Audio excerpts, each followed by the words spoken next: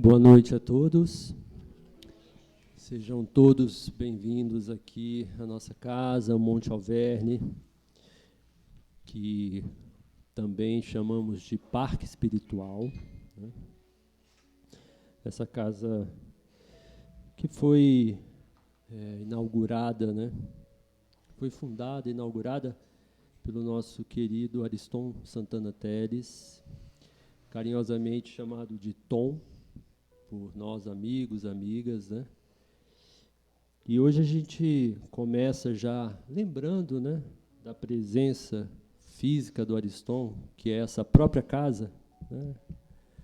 Tudo aqui que foi construído nasceu do coração dele, né, no plano físico e principalmente no plano espiritual.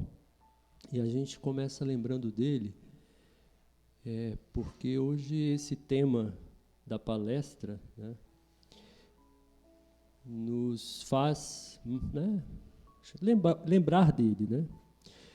Porque ele trazia também no coração dele a obra de Pietro Baldi, né? Mais do que a obra do próprio Pietro Baldi, né?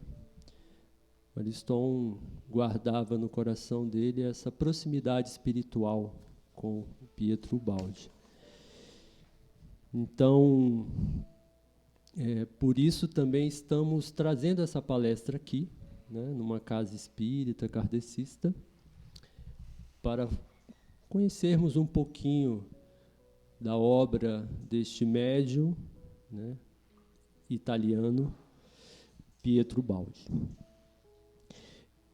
Mas antes, né, de iniciarmos os trabalhos, né, com a prece de abertura, a gente gosta sempre de lembrar, nós que trabalhamos aqui nessa atividade todos os sábados à noite, né, temos um grupo que coordena esses trabalhos, de lembrar que todas as atividades do Monte Alverne estão divulgadas nas redes sociais da nossa casa, principalmente pelo Instagram. Então, lá, qualquer pessoa que queira tomar conhecimento das atividades espirituais, das atividades assistenciais, basta, então, entrar no Monte Alverne, né, no Instagram, procurando por Monte Alverne, e lá poderá ter essas informações, né. Nós temos o canal do Monte Alverne no YouTube. Nesse canal temos onde a gente guarda todas as palestras que são realizadas aqui, no sábado à noite, assim como também encontramos outros vídeos relacionados à nossa casa, a divulgação do trabalho espiritual que aqui vem acontecendo há mais de 40 anos. Então, também as pessoas podem procurar, né, no YouTube todo esse material, esse conteúdo relacionado à nossa casa. Então, hoje teremos a palestra Pietro Baldi, Ponte para o Futuro, que será proferida pelo nosso querido amigo Roberto Sobral. E hoje não teremos o comentário inicial, porque usaremos esse tempo inicial para fazer uma breve introdução à palestra, e já então seguir com a palestra. E então será, né, dessa forma que realizaremos agora no primeiro momento. Aí no segundo momento a gente tem o trabalho de passe magnético. Então, todos serão convidados, né, para receberem o passe. E, após o passe, realizamos a prece final de encerramento dos trabalhos da noite, lá dentro da Câmara de Passe. Então, é isso. Então, a gente vai pedir aqui ao nosso querido Acácio para fazer a prece de abertura, para darmos início ao trabalho desta noite.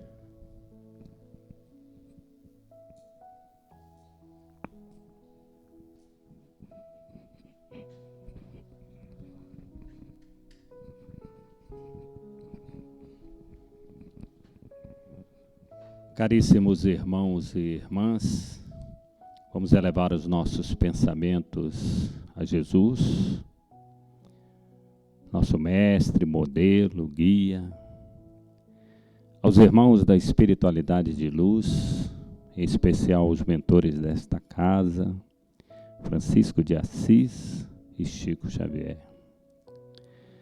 Agradecidos, mestre, por mais essa oportunidade de estarmos reunidos em seu nome.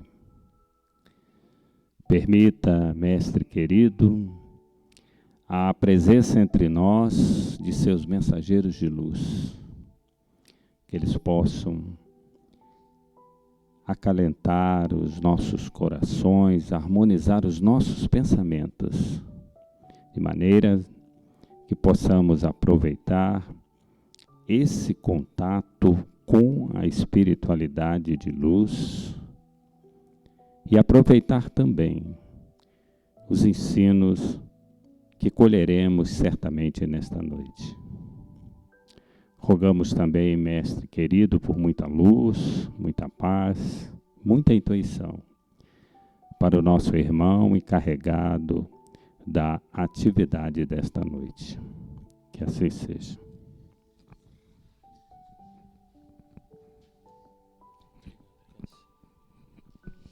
Então, agradecemos ao Acácio. E antes de passar a palavra para você, Roberto, sugestão até do nosso amigo aqui, Sérgio Miller, a gente queria ainda rapidamente falar um pouquinho mais a partir do que foi dito agora inicialmente, né, se referindo a Ariston, a relação do Ariston com Pietro Baldi, né? Então, o Ariston soube da presença de Pietro Baldi aqui na Terra, ainda encarnado, quando ele ainda era jovem e vivia em Feira de Santana, na Bahia, que é a sua localidade de origem, e o Ariston participando de uma reunião mediúnica num centro espírita da região de Feira de Santana. Ele teve a oportunidade de ouvir de um espírito que estava incorporado num médium, né, para essa reunião mediúnica. O Ariston teve a oportunidade de ouvir pela primeira vez, ali naquela situação, né, naquele contexto, de que o espírito, né, encarnado no médium trouxe a notícia àquele pequeno grupo de que tinha recentemente desencarnado um apóstolo de Jesus que estava, né, encarnado aqui entre nós na Terra. E se referiu então a Pietro Baldi, que desencarnou no Brasil, em São Vicente, São Paulo.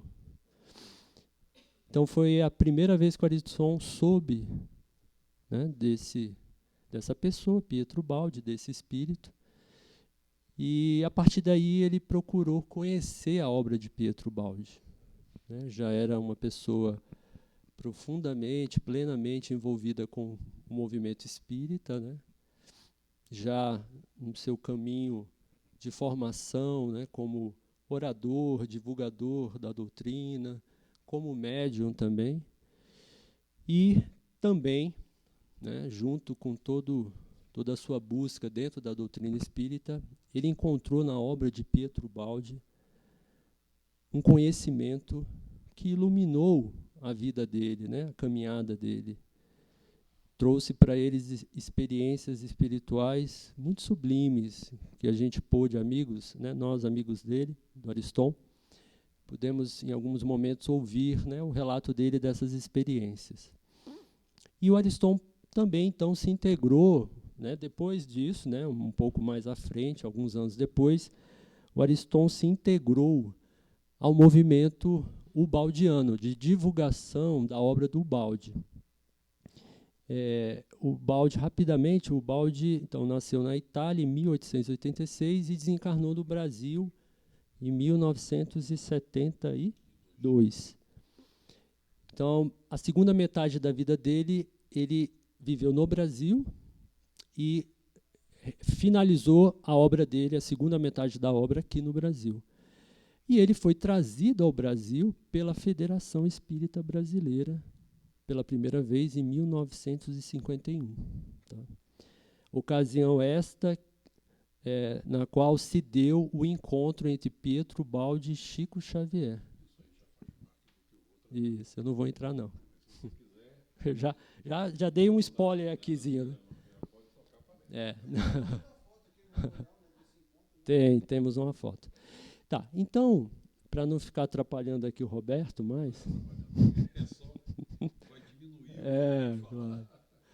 Mas é isso, gente. Então, mas eu queria, só fechando aqui, é que, então, tanto a doutrina espírita, né, quanto a obra do Pietro Baldi, fizeram parte, né, do caminho do Ariston Santana Teles, fundador dessa casa.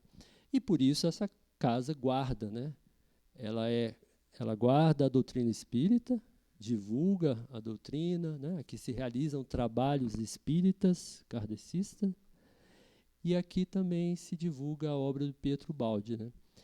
E, por isso, a palestra de hoje, que é um primeiro passo, né, agora, nesse momento, para um evento que vai culminar, né, no dia 7 de novembro, agora desse ano, onde teremos o seminário sobre a obra de Pietro Baldi, intitulado Pietro Baldi e Francisco de Assis, Um Caminho para Cristo, né, dia 7 de novembro. Em breve começaremos a divulgação desse evento, ok? Então é isso, Roberto, tá? A partir daqui, fique à vontade. Obrigado.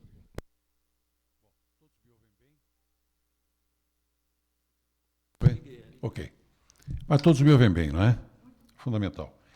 Olha, realmente, né, uma palestra, né, eu tive que... Pietro Baldi, Uma Ponte para o Futuro, eu sugeri esse tema com clareza para nós estamos com uma ponte já desde agora para o seminário que começa, onde vocês terão pessoas que são verdadeiramente abalizadas para falar de Ubaldi. Eu achei uma temeridade, uma irresponsabilidade da minha parte aceitar esse convite. Por várias razões, porque eu não me vejo qualificado para falar da obra de Ubaldi, são 24 livros profundos. Mas se tem uma coisa que me permite falar, é a chamada boa vontade. Aliás, é assim que eu vou me apresentar do outro lado. Eu não sou realmente, eu fui espírita, mas enfim, com todas as minhas limitações, com a boa vontade eu tenho. Qualidade não tenho, mas boa vontade não me falta. Eu acho que é o fundamental, né? É o fundamental. Eu acho que eu arrumo uma palestra como se fosse um tabuleiro de xadrez, né? Você não vai começar uma partida com as peças de qualquer lugar, porque senão nem faz sentido, né, jogar xadrez se as peças estiverem fora do lugar. Então, eu gostaria de chegarmos, de levar à consideração de vocês alguns pontos que eu imagino que deva servir, sobre o qual nós deveremos estar de acordo. A gente fala uma série de coisas, né, um monte de palavras, até falar sobre a Bíblia, nós precisamos entrar de acordo com qual é o nosso sentimento com relação a isso, né? Então, o motivo da palestra é esse aqui, ó. É esse livro chamado A Grande Síntese. Porque, como eu vou dizer, Pietro Baldi foi preparado, na verdade, conforme ele diz, talvez ele tenha levado milênios para ser preparado, até que a humanidade estava pronta para receber isso aqui. Porque esse livro, para vocês terem uma ideia, ele trata da formação do universo, da cosmogênese. Então não é só da criação do homem, né? Então é um livro de uma profundidade. O detalhe, é um livro que trata uma variedade de assuntos muito grande e são 100 pontos sobre os quais ele discorre e você não vai encontrar superficialidade em nenhum deles. Então é uma obra memorável e é o motivo da nossa palestra de hoje, exatamente a grande síntese, né? Para falar sobre a grande síntese, porque vocês vão ver que quando nós falamos de Ubaldi, nós vamos entrar muito fortemente na questão do conhecimento. E aí a questão da possibilidade do conhecimento. Porque nós temos algumas coisas do tipo conhecimento não é possível, a verdade não existe, quer dizer, a verdade é sempre relativa, né?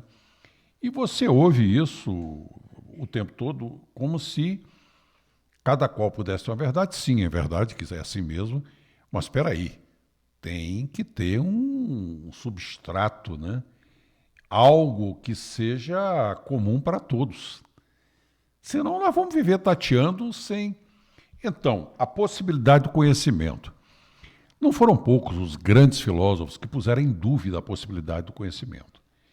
Então, isso é o que a gente chama de aspectos nosiológicos, quer dizer, de possibilidade de conhecimento. O conhecimento é relativo, sim, mas leva a verdades relativas, sim. O agnosticismo é o nome dessa corrente que duvida da possibilidade do conhecimento. Nada mais, nada menos que Immanuel Kant dizia, não é possível conhecer. Espera aí, isso aqui, não, você está aqui, tem um livro, sim, mas a apreensão da coisa em si, eu estou aqui com o volume, eu estou sentindo a textura, são formas de percepção do objeto. Mas a apreensão da coisa em si, na sua estrutura interna, é inapreensível. Então, uma corrente considerável. Eu me lembro de uma doutrina aí, muito utilitária, que vai dizer, mas para que eu preciso apreender a coisa em si? Eu só preciso saber o suficiente para poder reproduzi-la.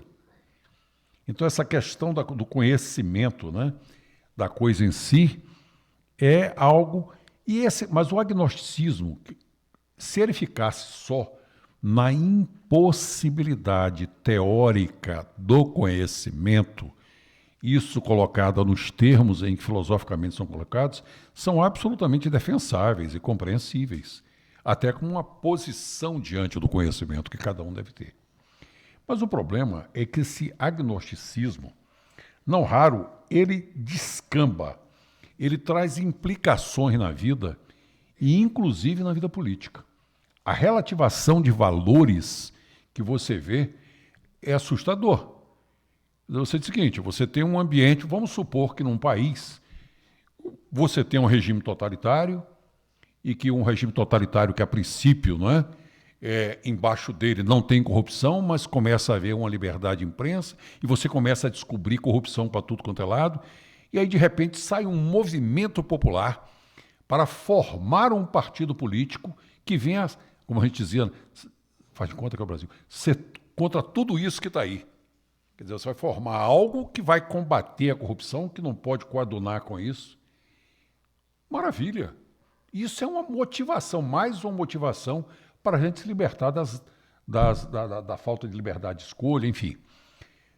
Sem maiores juízos, você escolhe, organiza, de repente um partido toma o poder com essa proposta de combate à corrupção e você de repente começa a ver que, opa, estão tirando dinheiro. Não, mas peraí, meu amigo, olha, isso aí é tirar dinheiro para financiar a campanha política, porque o partido não consegue se sustentar como um partido dos poderosos.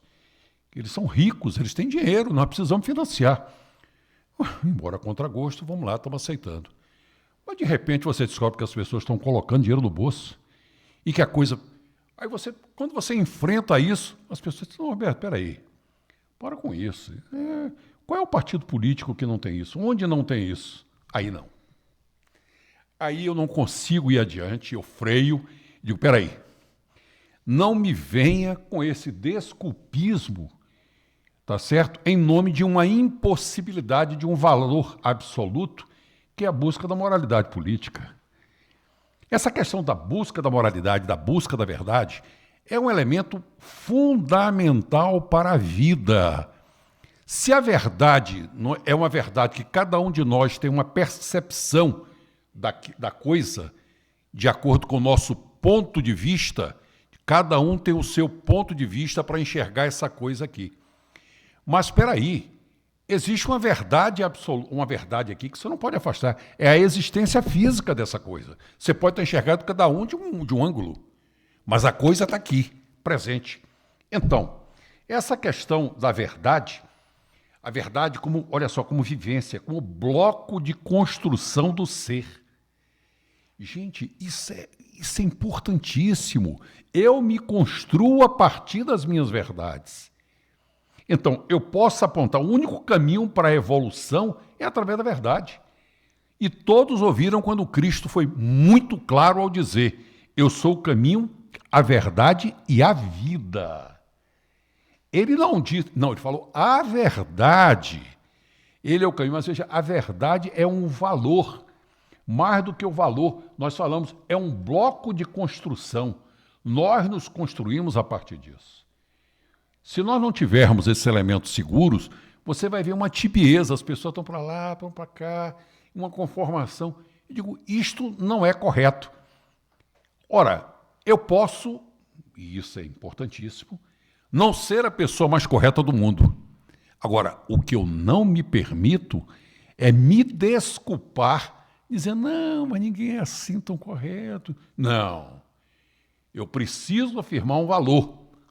A correção existe, tá certo? Se eu não estou à altura da correção nesse nível, é um problema meu, mas não um problema do valor da correção. Não é verdade? Então, essas questões que eu estou trazendo, como questões preambulares, por quê? Porque o balde vai tratar muito fortemente da questão da verdade. Então, o balde se propõe, em a grande síntese, de trazer uma revelação para a humanidade, e este livro é tão impressionante que ele teve que escrever um livro depois chamado As Noures, para explicar o modo como ele escreveu esse livro. Então, porque não foi um livro que simplesmente caiu do céu. Ele passou por um trabalho de elaboração lenta que custou muita dor à figura de Ubaldi. Dor, aí você pergunta, mas que dor foi essa? O Renato chegou a fazer uma observação para mim. Disse, Roberto, se você vai falar de Ubaldi, é fundamental que você inicie dizendo da ligação de Ubaldi com o movimento espírita. Quando o Renato me falou isso, a princípio eu disse, eu vou estar explicando o óbvio, que é óbvio.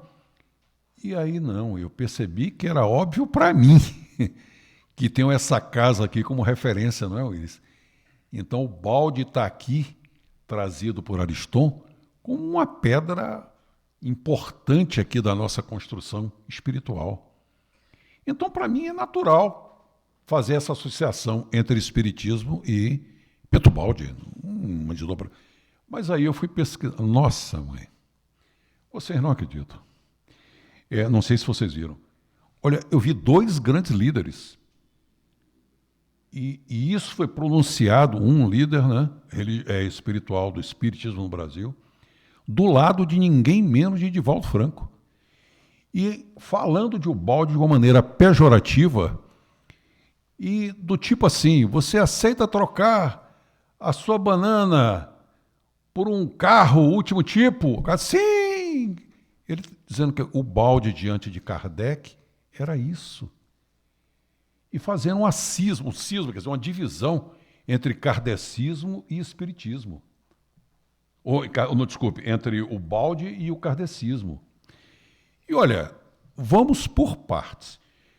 Depois eu acho que se retrataram, né? Vamos colocar isso, se retrataram, perceberam que era absurdo o que fizeram, tá certo?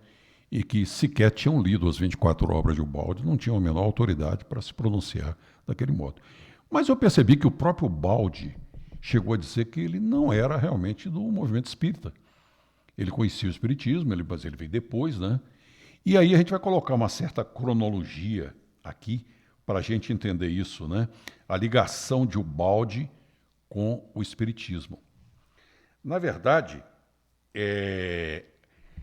só para a gente posicionar, o que nós chamamos de espiritismo? Ou seja, a doutrina espírita. Porque fenômenos acontecem desde a antiguidade. Então, fenômenos sempre tiveram, né? Mediunidade há milênios, vários eventos. Para vocês terem uma ideia, uma frase muito interessante de Ubaldi, ele diz que a Bíblia é a mais completa, mais vasta produção noúrica, ou seja, de intermediação com as noúres, as correntes de pensamento. Então, você falar de que, agora, o espiritismo, né, nós temos datas precisas para como ele surgiu como um movimento. Nós temos agora, olha que coisa curiosa. Todos sabem, pelo menos a grande maioria deve saber, como surgiu o fenômeno espírita, como chegou-se à doutrina, né? Que foi o caso da manifestação em uma cidade americana chamada Hydesville, em que as irmãs Fox, eram duas irmãs adolescentes, estas irmãs, onde elas estavam, se produzia um fenômeno mediúnico. Nossa, mãe, aquilo primeiro chamou a atenção, porque primeiro foi na casa dela, depois foram levados a outro lugar. Os fenômenos se repetiam, e sempre na presença delas, por conta, provavelmente, das energias mediúnicas dela. Agora, é evidente que isso vinha a seguir um plano superior da divindade para que essa questão se tornasse pública. Porque imaginem vocês, por exemplo, no meu espírito, o choque que causou. Eu fui levado ao espiritismo por acaso, vírgula, né? Eu fui socorrer uma pessoa que estava trucidando a si mesma e ela estava possuída e estava falando um voz. E quando eu fui socorrê-la, foi um trabalho enorme, derrubei, sentei de cima, mandei chamar um espírita, deram paz. Quando, enfim, aquilo saiu, a menina voltou assim, eu senti uma lufada de ar em cima de mim. E a partir daí, eu tinha a impressão que se eu perdesse o controle, eu ia sair quebrando tudo, ia ser preso como louco e eu não era louco. Então, eu vivi o fenômeno espírita antes de buscar qualquer tipo de resposta. Só que o lugar para onde eu fui levado para ser tratado desse assunto, eu tive a generosidade de alguns espíritos, especialmente de um, que me conduziu no caminho espírita, primeiro cuidando da doutrinação. Ele disse, olha, não existe, o evangelho de Jesus é a base de tudo. Então aquela construção maravilhosa foi entrando na minha alma e eu fui entendendo algo que me fez entender algo impressionante, que era a justiça de Deus. Que nessa questão da justiça de Deus, eu nunca entendi, peraí, como é que nasce uma criança perfeitinha, tá certo? Um lar bem educado, com condições de crescer bem, de ter saúde, não é? De prosperar na vida, e numa casa ali próximo nasce uma criança defeituosa, cega, com graves problemas e com a família ainda por cima desajustada. E aí, sabe o que eu vi? Amigos, irmãos, não, meu irmão, mas isso aí é bíblico, isso aí foi Deus que fez. Eu digo, Deus que fez? Como é que Deus pode criar uma criança assim? Não, porque para você, inclusive, a vida é única, só tem uma vida, né? Mas Deus fez, é coisa de Deus. Quer dizer, o cara vai viver uma existência única, aí eu perguntei, vem cá, depois ele vai para o céu ou vai para o inferno? Porque se nasceu dementado e vai fazer coisas horríveis porque é dementado, afinal, como é que fica a questão? Porque nem tem mérito para ir para o chamado céu, nem é responsável o suficiente para ir para o inferno. Não, meu irmão, essas coisas estão na Bíblia, e aí eu vejo a questão de você atribuir à Bíblia a responsabilidade por certos conceitos. Observe, vou contar uma história, não vai tomar mais do que 2 minutos, mas eu vou lhe contar. Vocês devem ter ouvido falar de uma colisão que houve de 2 aeronaves no céu do Brasil, o Legacy e o jato da Boeing. Eu me ofereci, eu tive conhecimento de que os controladores de tráfego aéreo estavam sendo perseguidos e fortemente perseguidos pelos seus superiores hierárquicos como responsáveis por não ter evitado a colisão. E eu tinha clareza que aquilo foi uma falha de equipamento, que não tinha cobertura de radar naquele local. E me ofereci para cuidar disso gratuitamente. E comecei a controlar da questão dos controladores. Um dos líderes desse movimento... Hein? Como advogado. Sim, como advogado. E aí, um dos líderes desse movimento, ele se tornou uma pessoa muito ligada a mim, porque eu ajudava, e ele ajudava os subordinados a ele, e tivemos uma relação. E ele era evangélico. Havia, claro, um ponto de vista aeronáutico era um, o ponto de vista dos controladores era outro. Tá certo? Quem pôde examinar, quem teve acesso a todos os autos e viu a questão de equipamento, todas as coisas, chega à sua própria conclusão. De sorte que eu não estou falando de algo que eu ouvi falar. Eu vi e li aquilo exaustivamente. Mas ao contribuir com esse grupo, não é, que eram os controladores, eu me tornei próximo deles.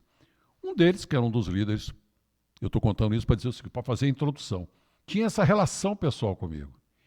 E um belo dia, quer dizer, ele viu que os seus companheiros estavam sendo perseguidos, que iam ser punidos, então ele sabia o que era o poder da autoridade sobre ele.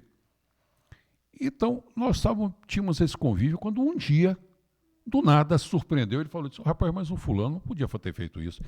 Aí ele virou para mim e disse, doutor, mas você espera o que dele? Ele é preto. Eu disse, o quê? Você está me dizendo o quê? Ele disse, não, ele é... Peraí, você está me dizendo que o cara faz isso porque ele é negro? Sim, de onde é que você tira isso, rapaz? Você é evangélico. Ele disse, está na Bíblia, doutor. Está na Bíblia. Eu digo, não pode. Não pode. Aí eu fui atrás da Bíblia. E ali, né, um pequeno trecho que nos obriga à observação. Porque a Bíblia é um livro sagrado. Quem sou eu para estar falando da Bíblia? Agora, eu tenho que ter a minha própria percepção da vida, senão não precisava existir. Se era para repetir que a Bíblia, tudo é como está, para que eu existo? Tá certo? As coisas já estão colocadas, mas se eu tenho uma existência, eu tenho uma responsabilidade com a minha própria existência, pelo sentir, pelo saber, pelo que eu forme a minha própria opinião. Pois bem, eu fui até a Bíblia e vi que Deus, não é, na sua formação, quando formou a raça humana, com Adão, na 9ª descendência de Adão, nasceu Noé. Noé foi aquele que soube que Deus viveu a situação da inconformidade de Deus com a rebeldia humana. E Deus decidiu destruir a terra com o dilúvio. Olha que Deus já tinha expulsado Adão do paraíso. E agora, a descendência de Adão rebelde, Deus resolveu produzir um dilúvio e acabar com o que ele tinha criado. A Bíblia fala que ele se arrependeu e viu o Senhor que a maldade do homem se multiplicara sobre a terra e que toda a imaginação dos pensamentos do seu coração era só má, continuamente. Então arrependeu-se o Senhor, está na Bíblia, de haver feito o homem sobre a terra e pesou-lhe o coração. E disse o Senhor, destruirei o homem que criei sobre a face da terra, desde o homem até o animal, até o réptil e até a ave dos céus, que me arrependo de os haver feito. Mas Noé, porém, achou graça aos olhos do Senhor. E então, Deus disse, né, a sua descendência será protegida. Pois bem, Noé teve seus filhos, a sua descendência, e conta, aqui está na Bíblia, não é? Que Noé, no versículo 20 de Gênesis 6, Noé, que era agricultor, plantou uma vinha. E aí, ele bebeu muito vinho e ficou bêbado, para encurtar a história. E completamente embriagado, desnudou-se, ficou nu. E naquela nudez, um dos filhos dele, que era Cã, ele tinha 3 filhos, Sem, Cã e Jafé. Cã viu que o pai estava nu. E foi lá e avisou a Sem e a Jafé. O pai está nu, né? Sem e Jafé foram até Noé, levaram uma capa e o cobriram. E revelaram que Cã tinha visto e tinha dito para eles. Quando Noé ouviu isso, Noé disse, maldito seja Canaã, servo dos servos sejam a seus irmãos. Ele maldisse o filho de Canaã.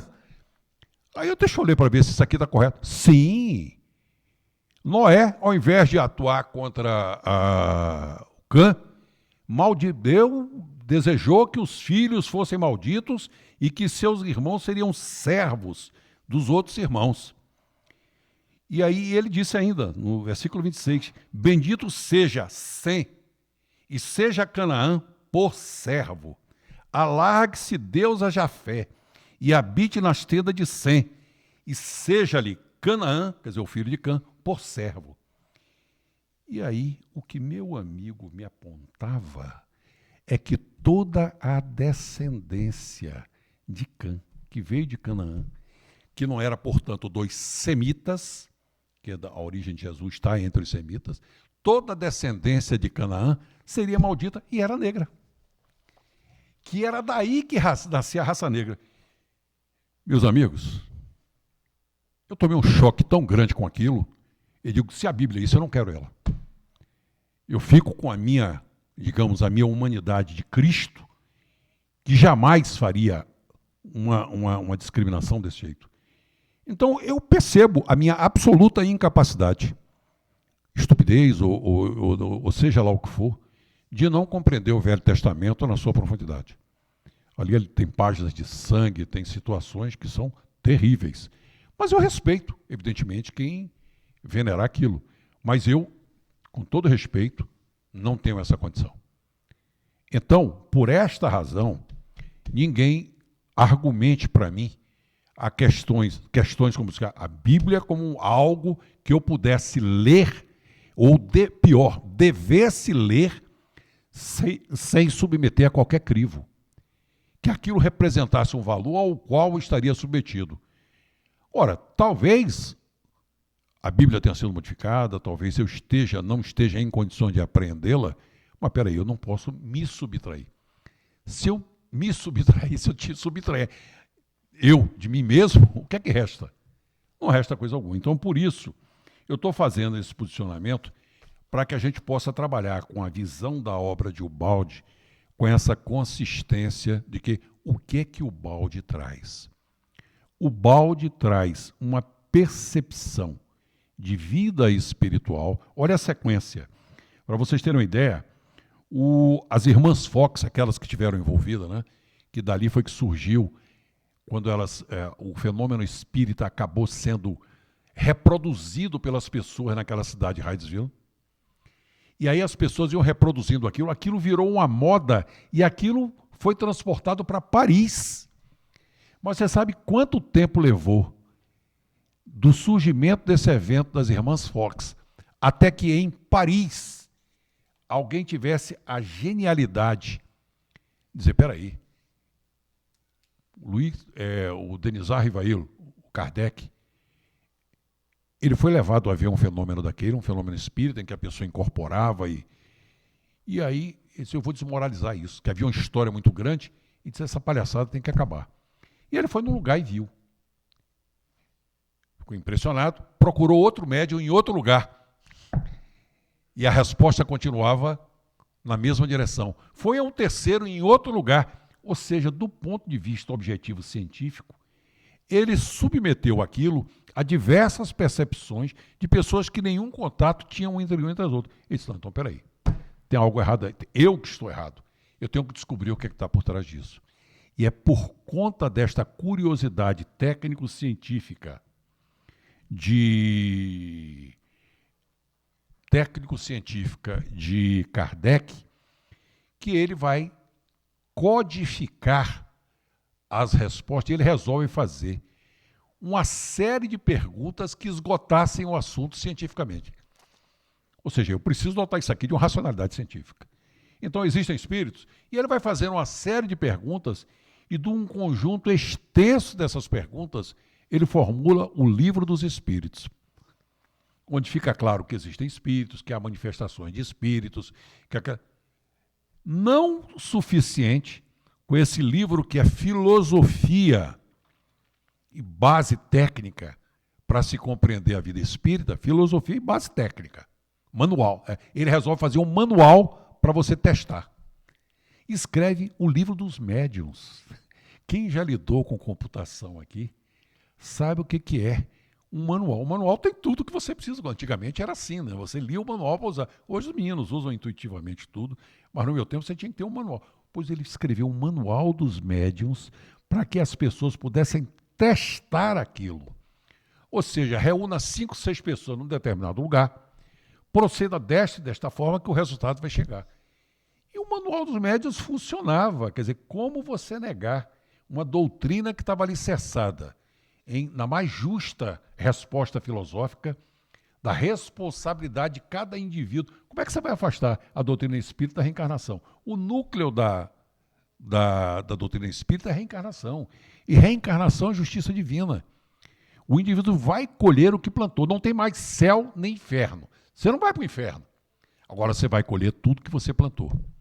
Sob este aspecto, eu quero entrar em algo particular que é minha maior ambição nesta noite, que é chegar ao seu coração e dizer a você precisa trazer o balde para dentro de você.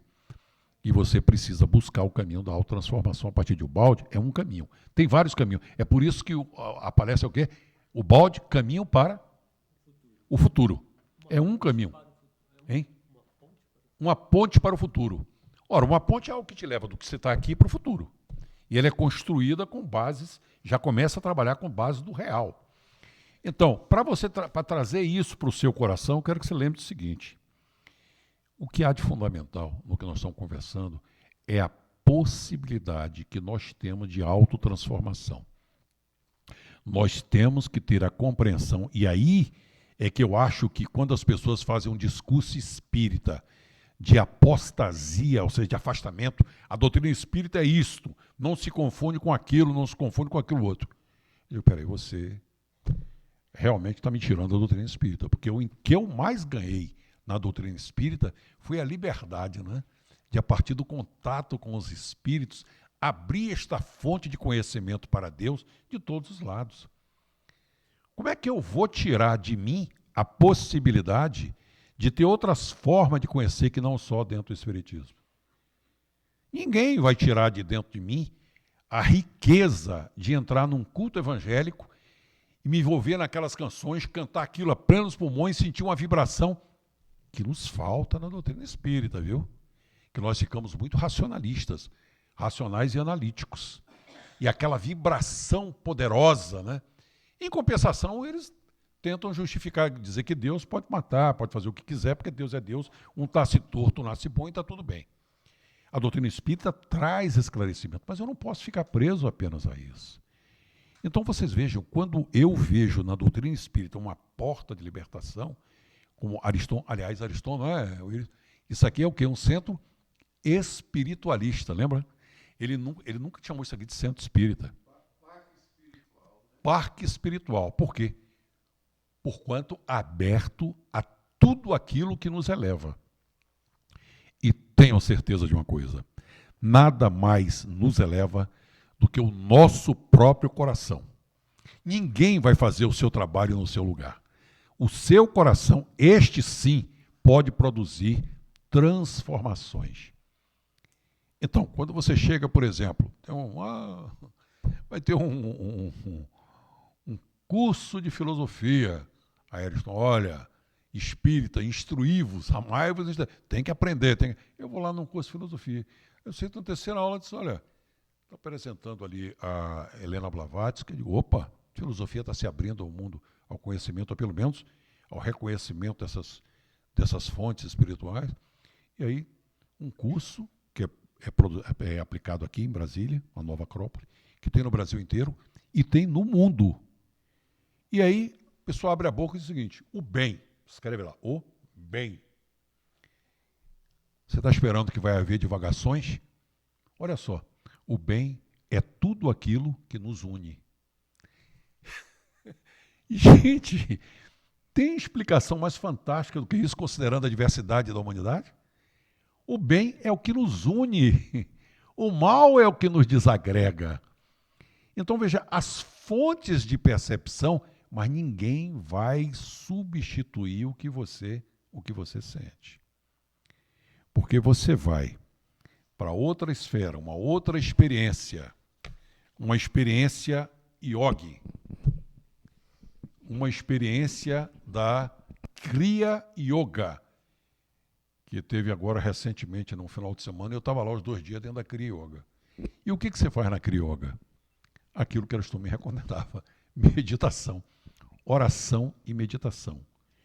Então, quando você olha para um yogi e ele vai buscar o contato dele profundo com Deus, pelo mergulho nele mesmo, no coração dele, no silêncio da meditação, para acolher o que há de mais profundo. E não tem limite.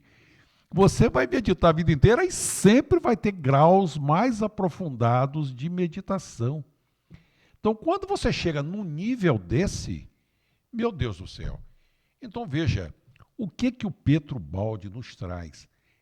Todas as possibilidades que você imaginarem. É preciso pontuar que Pietro Baldi, como Roberto, disse... Só para fechar isso que você trouxe agora, me lembro de uma frase que eu não sei da autoria, não sei se é do Ariston, mas estava ou ainda está escrita aqui pelas Pedras do Monte, que é: tudo que eleva converge. fantástico. Tudo que eleva converge. Converge para quê? Para si mesmo e para Deus.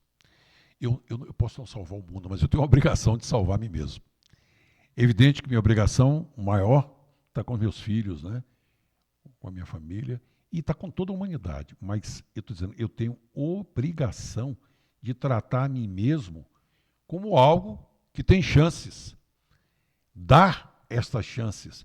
E aí, meus amigos, eu quero lhes dizer que o aprendizado, a leitura, é fundamental. Por que razão? Porque eu posso, a vibração sim, a meditação sim, mas por que a necessidade da parte, digamos assim, analítica, da leitura? Porque a leitura, ela abre na nossa mente categorias mentais. E essas categorias, elas são fundamentais para que a gente possa crescer. Por exemplo, quando você vai falar, um médico, quando conversa com um médico, não vai ficar explicando o que o outro já sabe, porque as categorias mentais são compartilhadas. Então, em engenharia também assim, na administração assim, as pessoas têm compartilhado. Então, a leitura e o estudo, ele primeiro nos mostra um cenário. E não creiam que a fé não pode ser desenvolvida. O conhecimento desenha um cenário para você. E a fé é a possibilidade que você tem de desenvolver em si mesmo aquele sentimento. Então, a fé pode ser construída, reconstruída, reproduzida, e ela, aliada com o conhecimento, correspondem aos dois elementos que nos fazem avançar, que é o elemento mental e o elemento o quê? Astral, o elemento emocional. Daí, veja bem, como é que eu vou desprezar a leitura da teosofia sobre os corpos do homem? Eu não posso. Ali não, você vai encontrar em Anne Besant, e na Blavatsky, no Bispo Ledbetter, a questão dos corpos. Você tem um corpo físico. Dentro desse corpo físico tem uma chamada duplicata etérica. É uma matéria atômica mais próxima do físico, e ela se dissolve 48 horas depois que você morre. Junto com o corpo físico, o duplo etérico vai embora. Só que nós, que usamos esse corpo como nosso veículo de consciência quando estamos na Terra, quando você morre, dá-se o upload, passa a sua vida toda e ela passa para o corpo astral, que é o corpo emocional. Nós seguimos para o outro lado com o corpo emocional e com o corpo mental. Mas qual é a beleza disso? É que emocional é o que você sente, mental é o que você pensa. Então, no fundo, você é substancialmente o quê? O que você pensa, o que você se sente. Olhe a responsabilidade que você tem a partir disso. Eu sou aquilo que eu penso e aquilo que eu sinto. O que eu faço quando eu sou coerente é manifestação do que eu penso, do que eu sinto. Então, esta observação da reconstrução, construção e reconstrução do corpo, nos coloca num patamar de responsabilidade bastante alto. Então, o Pietro Baldi, só falando aqui, né? Aquele movimento das Irmãs Fox foi em 1848, 9 anos depois, apenas 9, Kardec fez o Livro dos Espíritos. Como é que aquilo sai de um fenômeno que acontece numa cidade do interior dos Estados Unidos, vai chegar a capital do mundo na época, que era Paris, e vai influenciar Kardec, que vai produzir essa obra? É impressionante, em apenas 9 anos. Então, e aí, em 1857, sai aquele livro com a lógica das reencarnações. Eu diria para vocês o seguinte, dando um salto quase que um século à frente, nós temos a questão da reencarnação de Kardec. E essa reencarnação de Kardec, sabe, Kardec, em vida ainda, perguntou à espiritualidade, eu vou ter tempo de completar a minha obra? Que estava ali os livros fundamentais dele, né? O Livro dos Médiuns, o Livro dos Espíritos, né? O Evangelho segundo o Espiritismo. E aí disseram para ele, não, nessa encarnação não. Você vai desencarnar, vai reencarnar e vai completar suas obras. Eu lhe pergunto, quem é que veio reencarnar e completar as obras? Quem foi que escreveu 400 livros 400 livros ele foi responsável. 500? Hein? Então, o outro já botou mais de 500. Vamos botar isso na conta dele, que é favorável, né? Então, você veja, isso é uma coisa maravilhosa. Quem? Chico Xavier. Olha a bênção dessa doutrina. Mas olha o que Chico Xavier vai fazer. Vocês só precisam eu só preciso de um livro para tomar um banho de conhecimento, uma coisa tão profunda que impactou minha alma. Nosso Lar. Olha o que é esse livro. É a primeira publicação, né, digamos assim, de impactante de Chico. Olha só, um médico famoso no Brasil desencarna, vai para o mundo espiritual, passa 8 anos em condições absurdas, colhendo o mal, as coisas erradas que fez. Passados esses 8 anos, ele é acolhido num local chamado Nosso Lar. E em Nosso Lar, quer dizer, ele conta toda a vida espiritual depois da morte. Eu digo, gente do céu, o que era o véu de Ísis, o que eram os mistérios ocultos, acabou, não tem mais nada oculto, está tudo absolutamente revelado. E você vai navegando nas páginas de Nosso Lar e vê os mensageiros, os missionários da luz, e você vai ficando deslumbrado com tudo aquilo que é trazido da doutrina espírita. Este Chico Xavier, que trouxe essa obra fantástica, não é? Do mundo espiritual do André Luiz, do espírito André Luiz, esse Chico Xavier, em 1951, está aqui, ó, ele, em 17 de agosto de 51, ele recebeu a visita de um italiano que tinha vindo para o Brasil, Pietro Ubaldi. Nesta visita, Pietro Ubaldi já tinha começado a escrever as obras dele, né? As mensagens, etc. Tal, eu acho que já tinha escrito a Grande Síntese. Roberto, já tinha. A Grande Síntese foi concluída em 1935, né? 35, é isso. E livro este, só um parênteses, né? Que foi lido por nada mais, nada menos do que do grande cientista do século XX, Albert Einstein, com quem trocou cartas com o Pietro Baldi.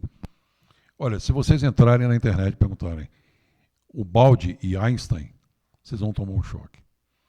Olha, o Baldi se propunha no mundo espiritual é escrever a equação fundamental espiritual, daquela equação que Einstein buscou escrever. Einstein queria integrar a teoria da relatividade com a da energia e escrever uma equação fundamental que definisse toda a humanidade.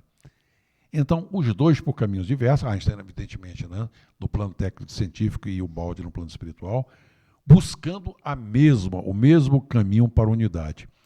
Pois é, este Ubaldi, no Brasil, é recebido por Chico Xavier. E aí, a mensagem que chegou, Chico incorporou naquele momento, nada mais nada menos que São Francisco de Assis.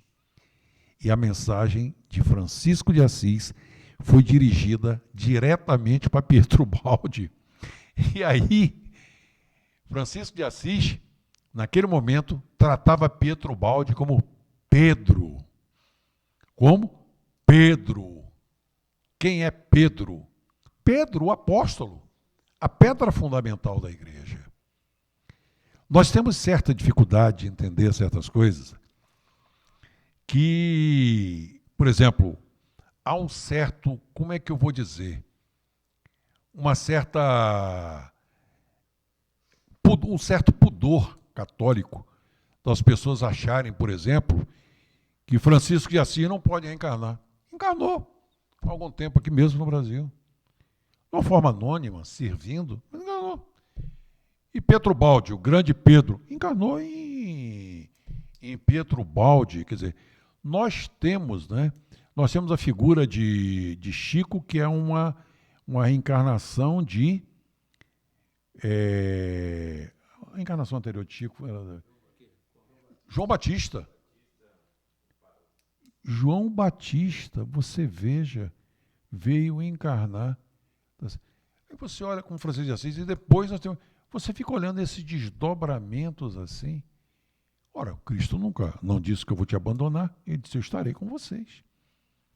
Então, Pietro Baldi, na verdade, nesse encontro que ele foi reconhecido como Pedro, isso lançou para os adeptos da doutrina espírita a percepção de que estavam diante de um fenômeno que precisava ser, digamos assim, reverenciado.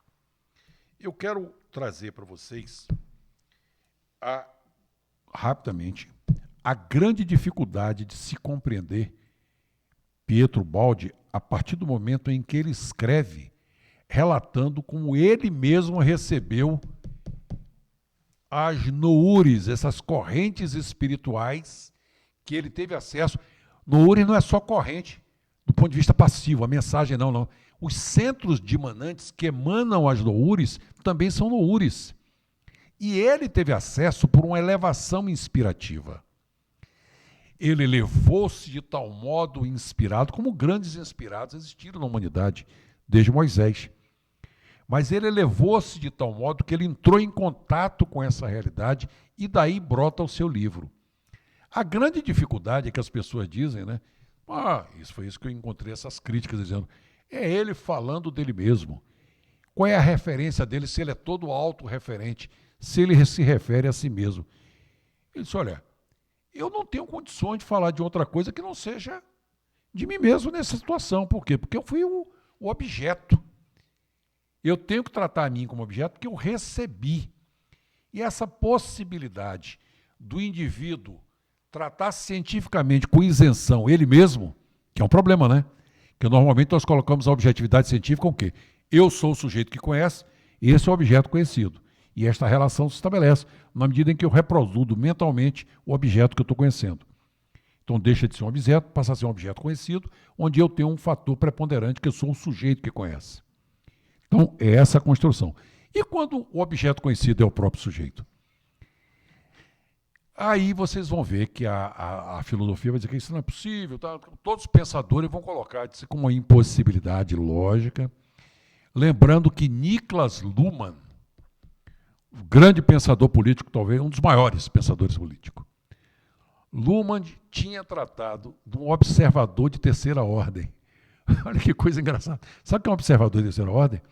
O observador sou eu que observo, o sujeito que observa. O observador de segunda ordem é o sujeito que observa o observador observando. Ou seja, enquanto eu estou observando, um observador de segunda ordem está me olhando. Mas ele diz que há um observador, possibilidade de um observador de terceira ordem, que é quando o indivíduo observa a si mesmo observando. Isso revela uma capacidade de alteridade, ou seja, de eu ser outro, e observar a mim mesmo com isenção, que é uma categoria mental fantástica. Mas aonde você chega, por qual porta você chega a isso? Você só chega a essa porta se for pela via da interiorização. Despertar em você mesmo a consciência de que o ser que pensa em você é um ser imanente, está dentro de você, mas é um ser transcendental. E ele tem possibilidades de percepção que não se esgotam nas categorias racionais e analíticas.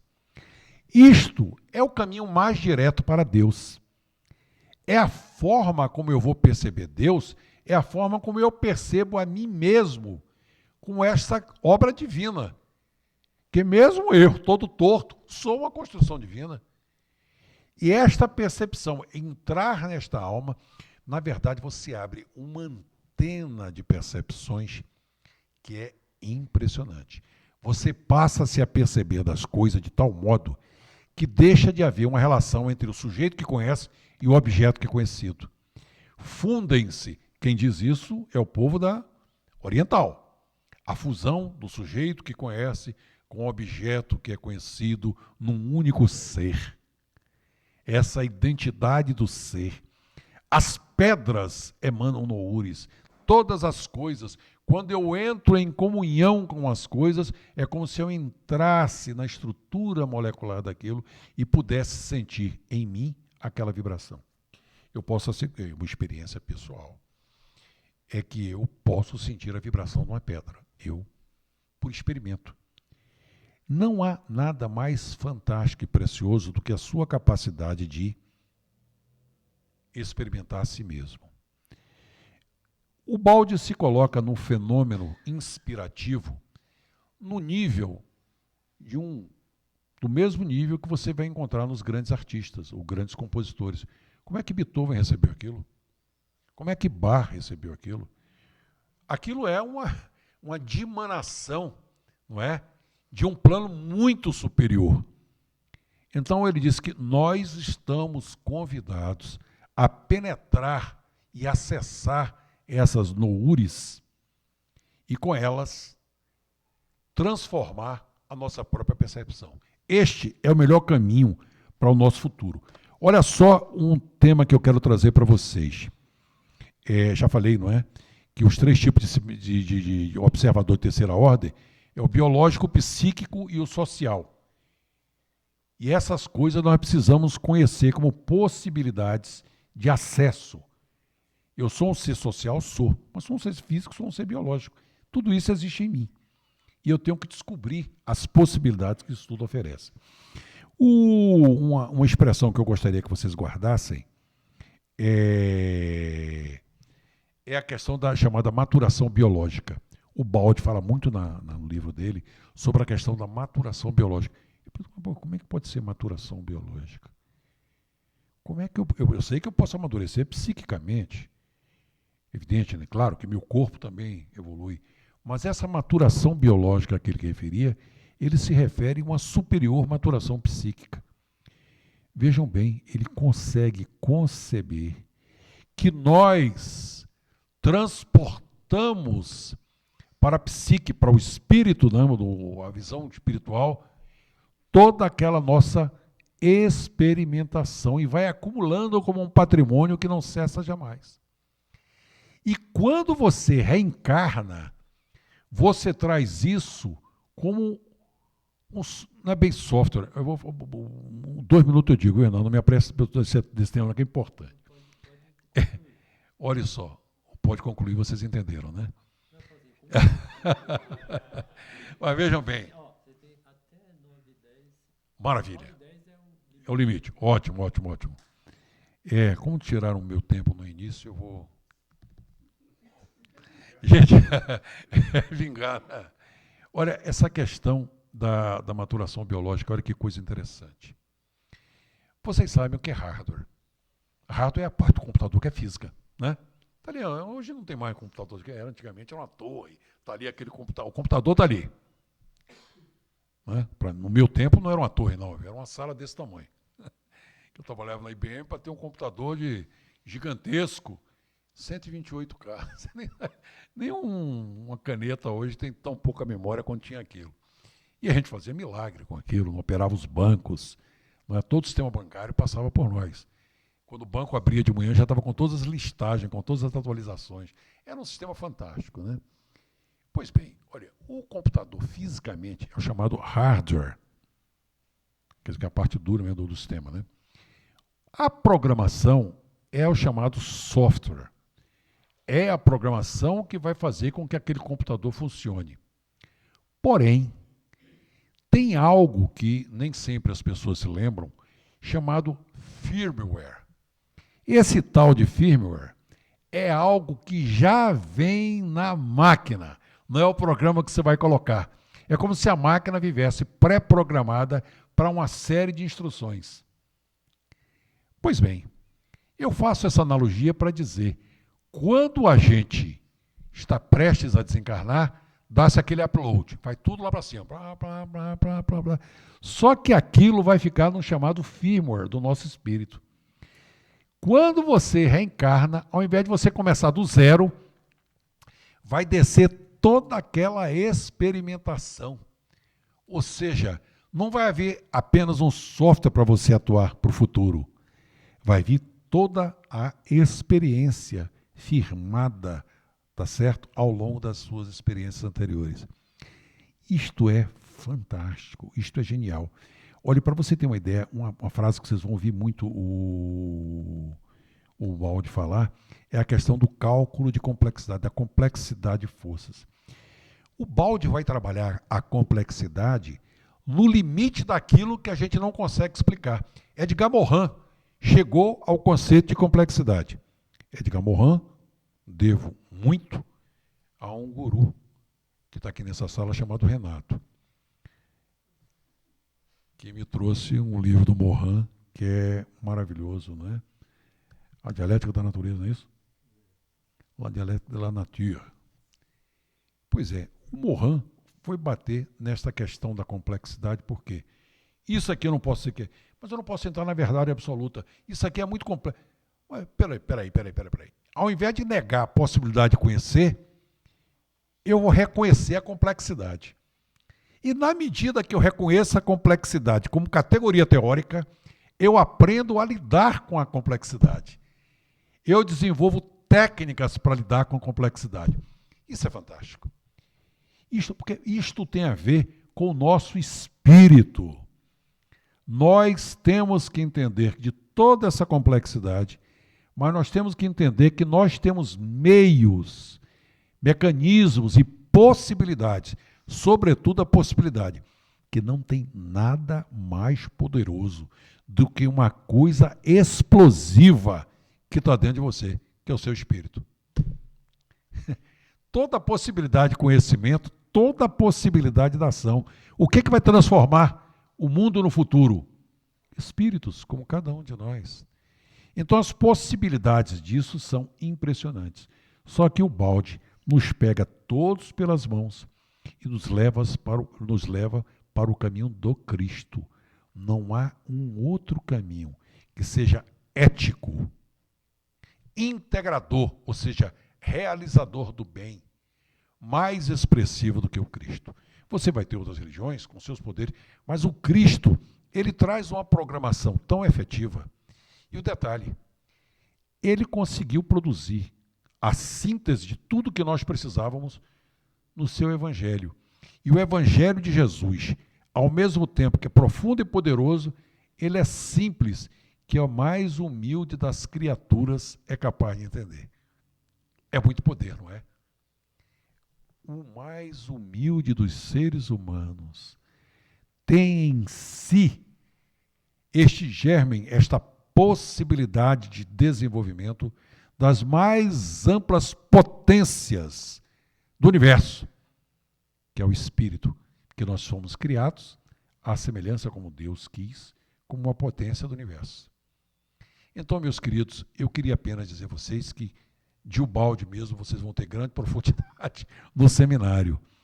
Mas eu espero ter conquistado vocês para o seguinte: procurem ver nas obras de Ubaldi, a partir da grande síntese, tem outras obras fantásticas. Se eu tivesse tempo, eu ia falar sobre as noures, eu ia falar sobre queda e salvação. Só para concluir, Renato, lembrando que há um ponto que verdadeiramente separa o Ubaldi do Espiritismo, que é a questão da queda. Observe na Bíblia que logo em Gênesis fala-se na queda. E no Espiritismo a gente diz, não, o homem foi criado simples, ignorante, tá certo? E ele vai evoluindo e aprendendo. Aí está o ponto discordante do Ubaldi. O Ubaldi vai dizer, nós fomos criados como seres perfeitos. Acontece que Deus, para nos criar com o poder que deveríamos ter, Deus nos deu algo muito perigoso, que é o chamado livre-arbítrio. E o Ubaldi reproduz, né, esse possível diálogo com Deus, dizendo, mas se eu não te der o livre-arbítrio, por mais perigoso, você não vai ser perfeito, você não vai ser nunca uma reprodução de Deus. Aonde estará a sua vontade? Aonde estará o seu mérito? Aonde estará? Tudo depende da possibilidade que você vai empregar nisso. E nós empregamos mal. E com isso deu-se a queda. É como no sistema que era perfeito, brotasse algo como um câncer, e aquilo é expelido. E dessa conjuntura que foi expelida, brota o universo físico. Então, é tão fantástico isso, e começa a nossa roda de reencarnação, a possibilidade de não termos sido expulsos do paraíso para sempre, de possibilitar com o nosso esforço galgar passo a passo até retornarmos ao paraíso. É isto que o balde quer trazer como colaboração para cada um de nós. Muito obrigado, viu?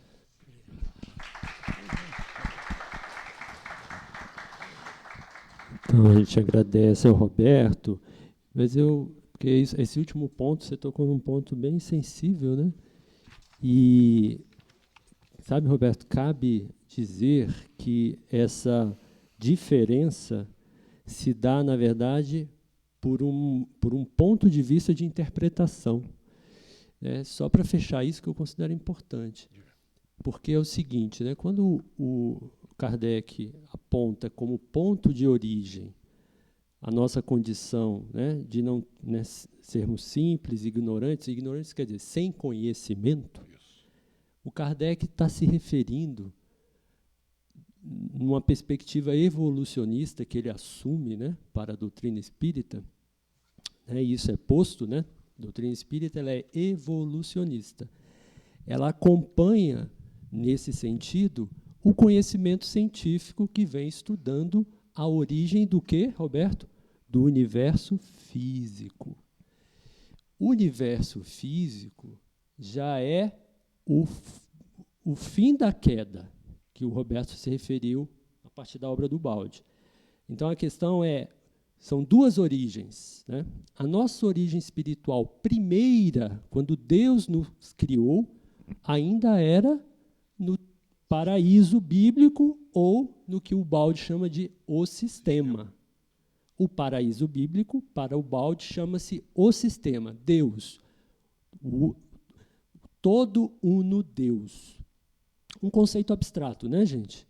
Mas é que vai nos levando a ter mais claridade sobre o que é Deus, não é isso? Enquanto que numa visão mais antiga, Deus é personificado, como é que é isso? Antropomorfismo. Né? Deus se torna homem. Vocês vejam que Kardec nos diz que Deus é a inteligência suprema, né? Causa de todas as coisas. Percebem a evolução da compreensão do que é Deus, né? E o Balde nos diz, Deus é esse todo uno que podemos usar, né, como, usando uma expressão que o Roberto trouxe, uma categoria mental, um conceito, uma forma de nos aproximarmos de Deus para além do antropomorfismo, né? Porque nós humanos temos uma forma fruta que se deu origem dentro desse planeta, mas nosso planeta é apenas um plano, uma morada das muitas moradas que o meu Pai tem, como nos disse o nosso Divino Mestre, né? Então, o Balde está falando que, no primeiro momento, nós somos criados como Deus, na perfeição divina, como filhos de Deus, guardando a essência divina, espírito puro, na origem. Mas, como o Roberto explicou, tínhamos o livre-arbítrio, segundo o Balde, né? Claro, Deus tem a liberdade como um dos seus atributos. Ele dá às suas criaturas, não é isso? Não é isso? Filho de peixe, peixinho é.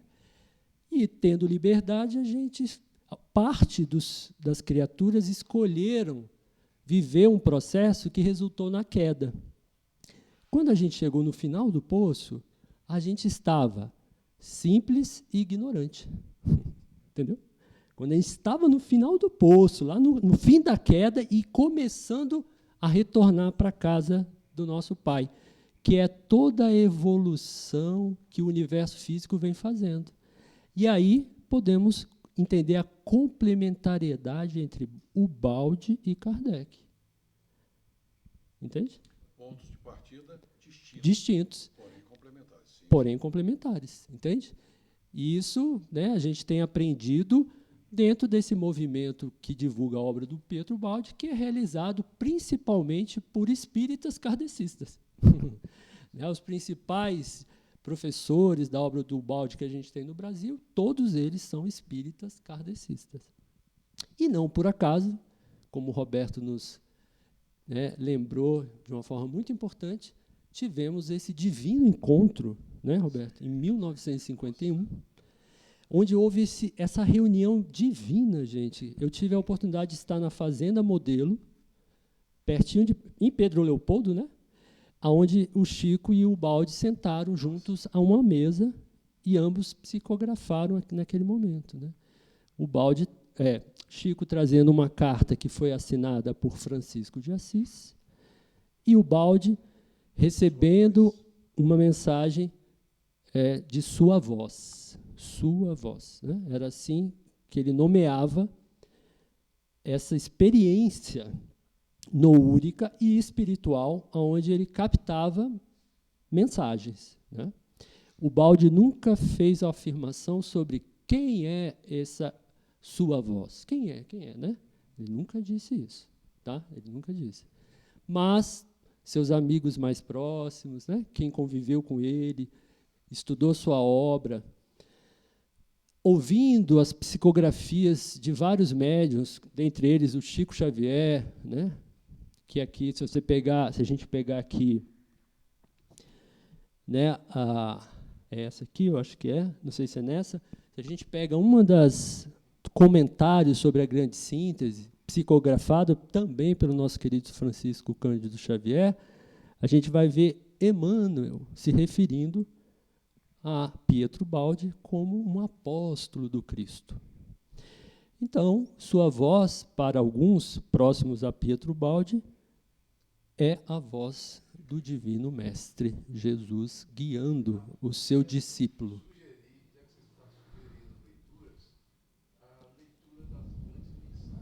Na verdade, antes e ali você sente, qualquer pessoa pode sentir a substância das mensagens, sentir a voz do Cristo. Isso.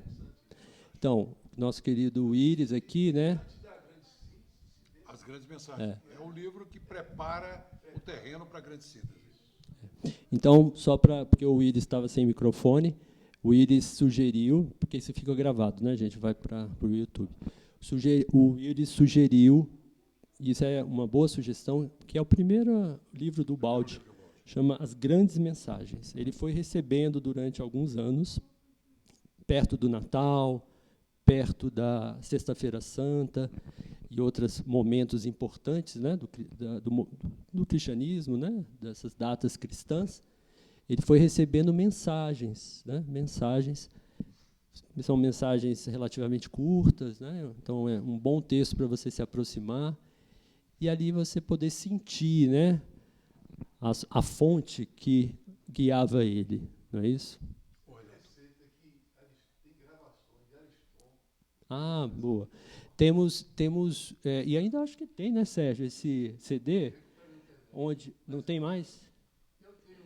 Temos, mas foi gravado, o Ariston gravou um CD que foi vendido, né, aqui durante um tempo na Ano Luz,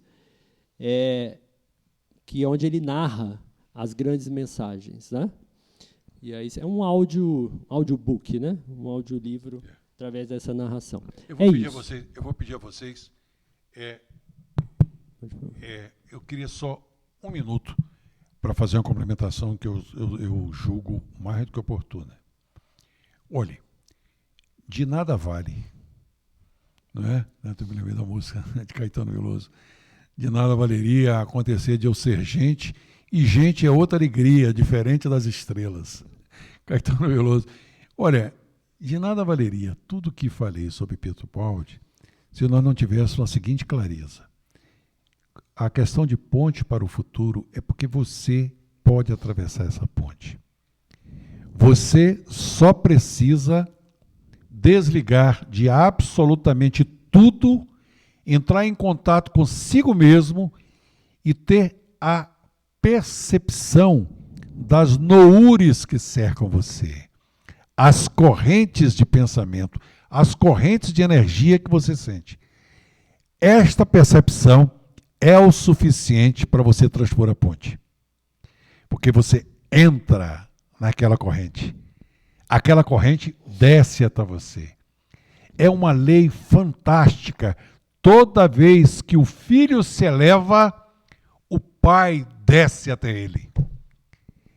Isto é aquela sensação que eu gostaria que vocês concretizassem em vocês e não deixem de ler as noures para compreender como essas correntes de pensamento, elas são acessíveis.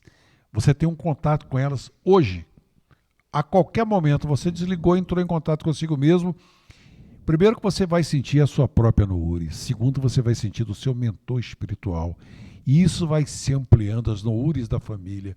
Isto vai vindo num crescendo e aprofundando, que é a ponte que você precisa para o seu próprio futuro. E assim seja.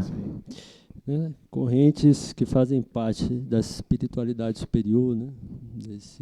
Desses planos que compõem, né, as muitas moradas da casa do nosso Pai, né? Então é isso. Então, aqui agradecemos ao Roberto, viu, querido, por ter aceitado o convite, de trazer para nós a obra do nosso querido professor Pietro Baldi, que guardamos aqui no Monte Alverne nos nossos corações, e que aí estamos aqui no momento buscando, né, lembrar da sua passagem aqui na Terra, da sua obra aqui plantada, que como toda obra que é plantada, né, como assim o nosso mestre fez, né, há 2000 anos, ela é plantada e leva-se gerações e gerações para que a gente possa ir colhendo os frutos, não é isso? Nosso mestre passou aqui 2000 anos e a gente ainda muito pouco entendeu verdadeiramente a sua mensagem, né? Eu falo a partir de mim mesmo, né? E aí, assim que é, a gente vai aos poucos aprendendo. E a obra do nosso professor Baldi, apóstolo do nosso mestre, é um desses plantios da seara do Cristo Jesus. Então, que ele receba todo o nosso carinho, todo o nosso amor, admiração, e que a gente possa devagarzinho ir aprendendo com ele, que é também aprender com Jesus. Então, a gente vai agora passar para o nosso trabalho de passes, e vocês podem aguardar que a gente já vai chamar rapidinho, tá? Para iniciarmos lá dentro. A gente pede para os médiuns da casa, os médiuns da casa, temos 1, 2... Tá, vamos fazer então o passe coletivo. A gente vai fazer aqui mesmo na frente, que aí, em função do horário que hoje avançou a palestra, então, a gente convida os médiuns da casa para virem aqui à frente, por favor. E quem fica no seu lugar, né, fique relaxado, à vontade. Se quiser ajudar no passe. Eu vou fazer isso daqui sentado mesmo.